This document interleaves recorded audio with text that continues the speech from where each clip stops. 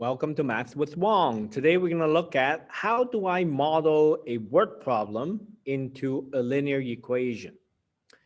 It's sometimes very tricky to decide, what to do.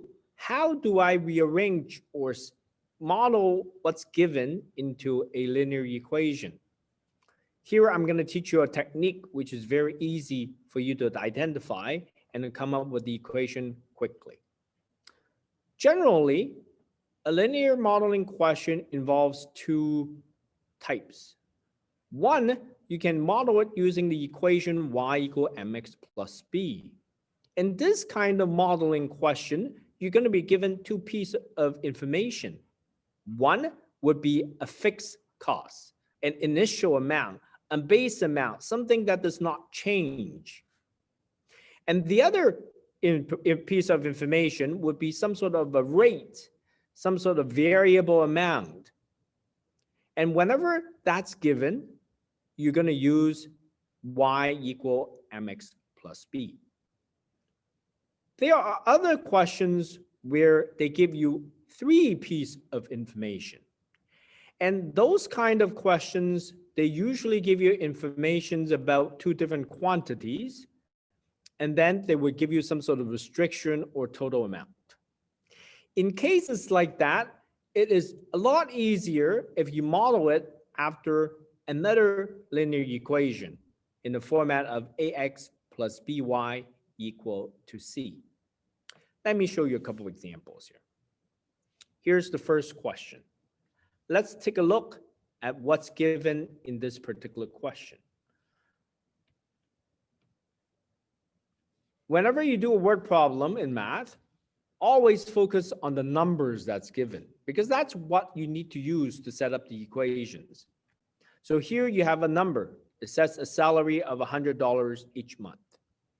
And then here's another numerical value, a number here, 20% of any sales he makes, right?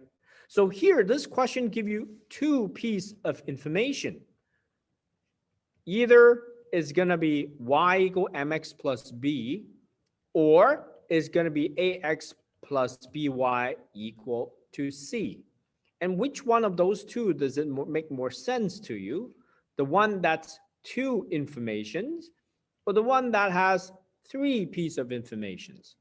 So it's obvious that this particular question, it's probably easier to model using y equal mx plus b. Now, then I need to decide which one of those two numbers is more like m, the slope, and which one of those two numbers is more like b, the y-intercept. So one of those two is going to be a fixed number, a base amount that does not change. And the other number is more of a rate. It's a variable amount. It changes depending on how much you have. So you read the question again. It says, Oliver's job at a furniture store pays him a salary of $1,000 each month, plus 20% of any sales he makes. The $1,000 is going to be your initial amount, your fixed amount. That's how much money you're going to make regardless of how much sales you have. The 20% is a variable. It's a rate. It changes, depends on how much you make. So you can simply then slot that in. Y equal mx plus b. The b value is going to be $1,000. The slope is 20%, which you turn into 0.2. And what's y and what's x? Well, the y would be the total earning for Oliver in a month. And x would be the amount of sales he has for that particular month. So let y be Oliver's salary in a month. Let x be the amount of sales Oliver has in a month. So what you did is you just turn a word problem into a linear equation. Two pieces of information, probably y equal mx plus b.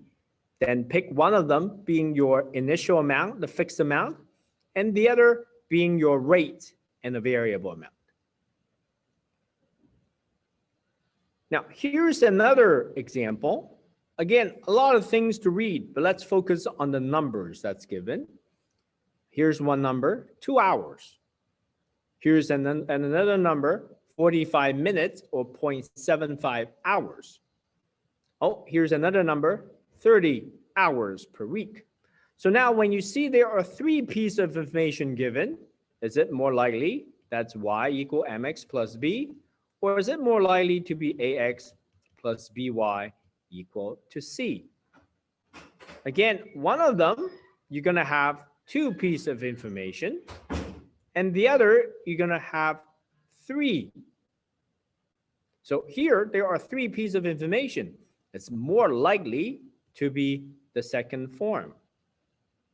For the second form, there's usually a total that's given, or a restriction about the situation. And then there are 2 different specific things they're talking about. So let's go back to the question and read. Erica cuts fabric bundles for couches and chairs in a furniture company where she works. It takes her 2 hours to cut fabric for an entire couch. So the 2 hours is for a couch. 45 minutes or 0.75 hours to cut fabrics for an entire chair. So the 45 minutes or 0.75 hour here is for chair. She must work a total of 30 hours per week. So this is the total amount. So C value would be 30.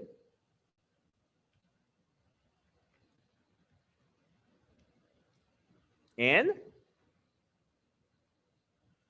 one of them is going to be the couch, and we're looking at 2 hours. So that's going to be 2 times x. The other is going to be 0.75 because you want to make everything in the same unit.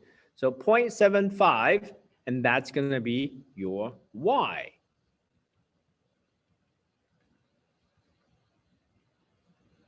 So 2 times x plus 0.75 times y is going to equal to 30. It's in the format of ax plus by equal to c. So what's x and y? Well, x would be number of couches, and y would be number of chairs. So let x be the number